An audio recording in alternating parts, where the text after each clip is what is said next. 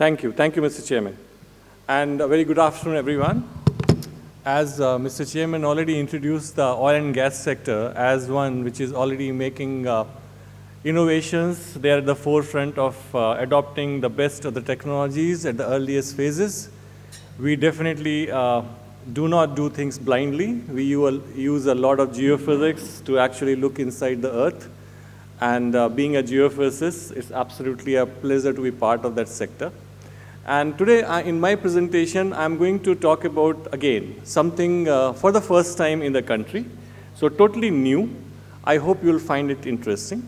And my topic is from force to precision, rethinking seismic sources for the digital era. So that's the topic I'm going to talk about. I'm making this presentation in collaboration with Faraday Geophysics. They are a full supply chain geophysical services company. And they are the one who have come up with this idea. In brief, before even I start the presentation, if I have to tell you what I'm going to talk about, I'm going to talk about switching from petrol and diesel vehicles to electric vehicles. That's what I'm going to talk about, right? So this is a company which has introduced the concept, and I'm going to talk about it for the first time in the country. They're into a worldwide scope of services in different sectors, including oil and gas, geothermal, minerals, etc., and have a huge clientele around the world. I represent Parsons, which is the company I founded quite some time back. 90 to 95, I was with government, atomic energy in the end, and 95, I turned an entrepreneur when I started providing near-surface geophysics services in the country.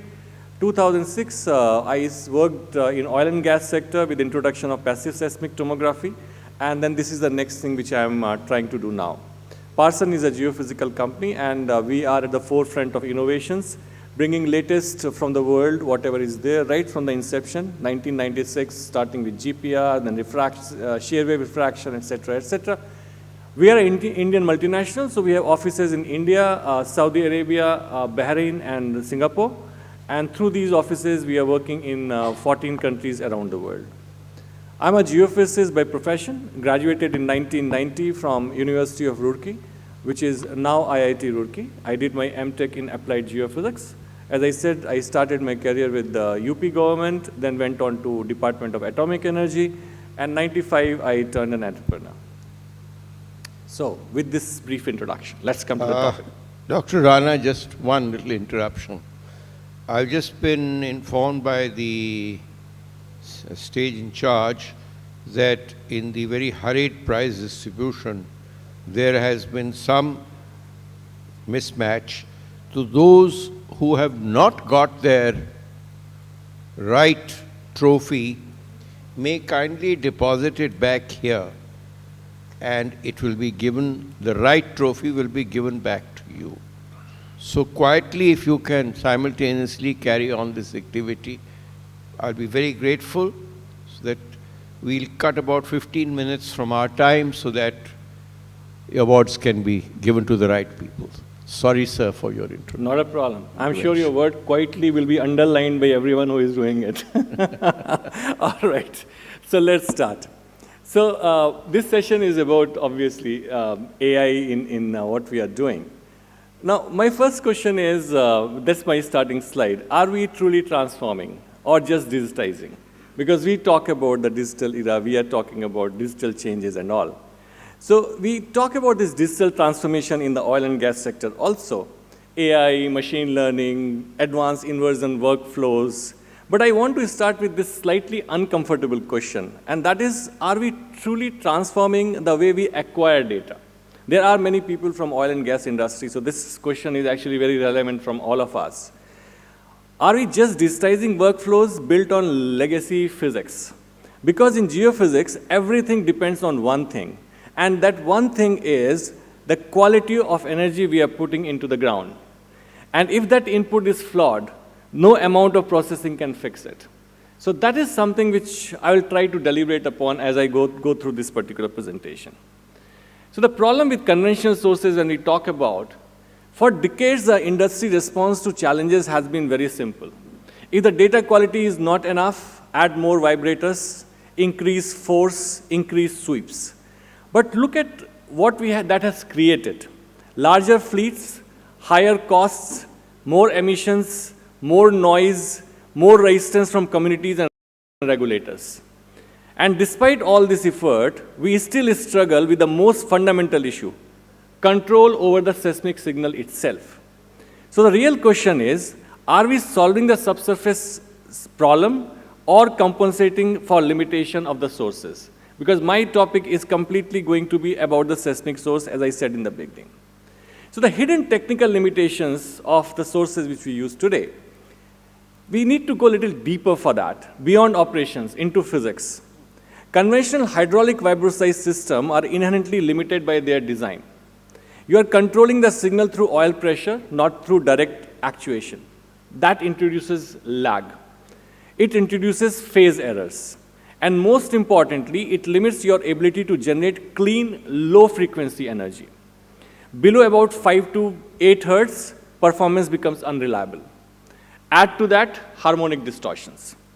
So what we think is a clean sweep is actually a mixture of fundamental signal plus unwanted harmonics. So then we spend enormous effort in processing, trying to clean it. So effectively, we are not generating pure seismic energy, we are correcting it later. Now, if we look at the evolution of seismic sources, all my friends who are having gray hair like me, they have gone through all these phases, and practically we are using both the phases even today parallelly. It's not that anyone has become obsolete. So if we step back and look at the history of these sources, it's actually a story of solving limitations. We started with explosives, of course. Very high energy, almost no control. Then obviously vibroseis, which gave us control, and that was a huge leap forward, for sure. But vibroseis itself was designed in an era where environmental constraints were much lower. Digital processing was limited, and the demand for ultra-low frequency did not exist. Today, the requirements have changed. We need cleaner signal. We need repeatability for 4D. We need low-frequency energy for inversion. And that naturally leads to the next step, electric, digitally controlled seismic sources. This is not disruption. This is evolution. It is going with the same steam engine theory. We started with a steam engine, we went to diesel engines, and we have come to electric. That is the kind of evolution we are talking about when we are talking of seismic sources. And that's where we come with the concept of E-Vibe. So what is E-Vibe?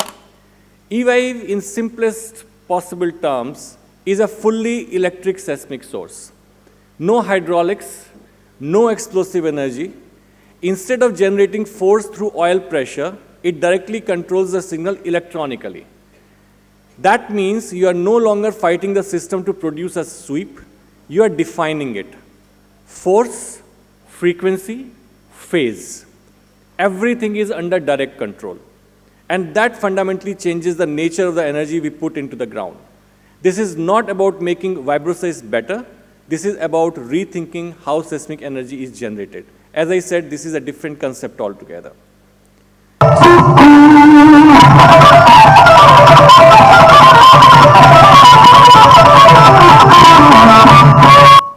This music was not for effect.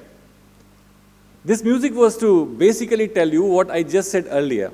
Total control over force, frequency, and phase. This music had been generated by a seismic source, that is E-Vibe. That is the kind of control you have on the frequency, phase, and practically everything that you can create music from a seismic source. Compare that with explosive and vibroseis, where you only can create noise. This is the kind of control we are talking about. So if we just do a quick comparison, conventional vibroseis generates energy through hydraulics. We all know that. Oil pressure, mechanical systems, indirect control. E-Vibe, on the other hand, directly controls the signal electrically. That one change removes multiple limitations at once. You get better low-frequency performance, cleaner signal, high repeatability, and a much simpler system in the field. So this is not about improving efficiency. This is about moving to an entirely different class of seismic source. That is what E-Vibe is. If you look at now, just a comparison. This is our typical explosive-based exploration, which we are very used to, short-hole drilling, where we put the explosive inside, do the temping of the hole so that our air blast is minimized, and then we go with the shot.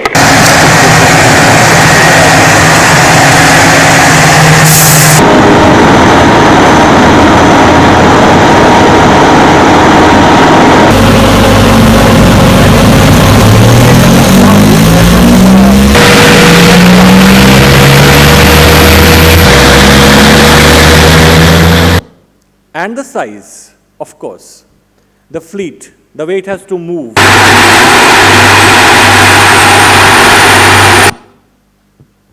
And now, equivalent energy, it is moving in the fleet. When it is operating, what you hear is a buzz. This is the e-vibe. The truck with the e-vibe is just to move it around. The device, actual device is what you see there. It starts with 90 kg, which you can take it practically on the head load to remote places and use it anywhere, in any terrain. Today many projects are stuck because of reserve forest problems, because of work very close to dense population areas, cities, where neither explosive nor processes can be used.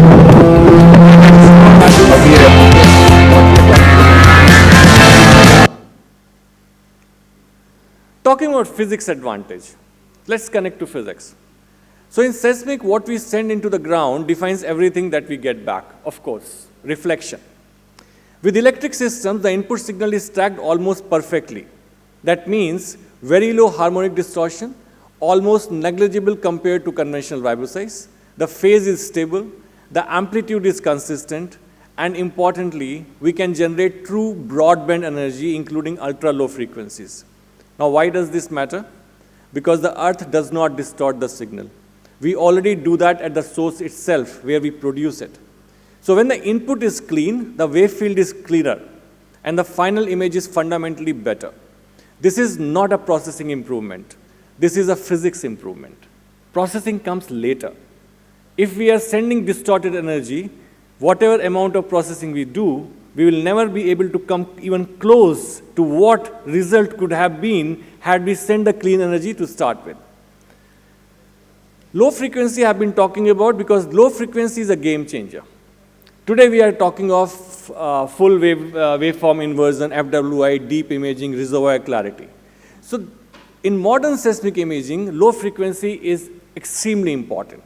Techniques like full waveform inversion, deep imaging, accurate velocity modeling, all depend on one thing: reliable low-frequency energy. And this is where conventional vibroseis struggle. Hydraulics simply cannot sustain stable output beyond about 5 to 8 hertz. All my friends from oil and gas industry know that. But electric systems change that.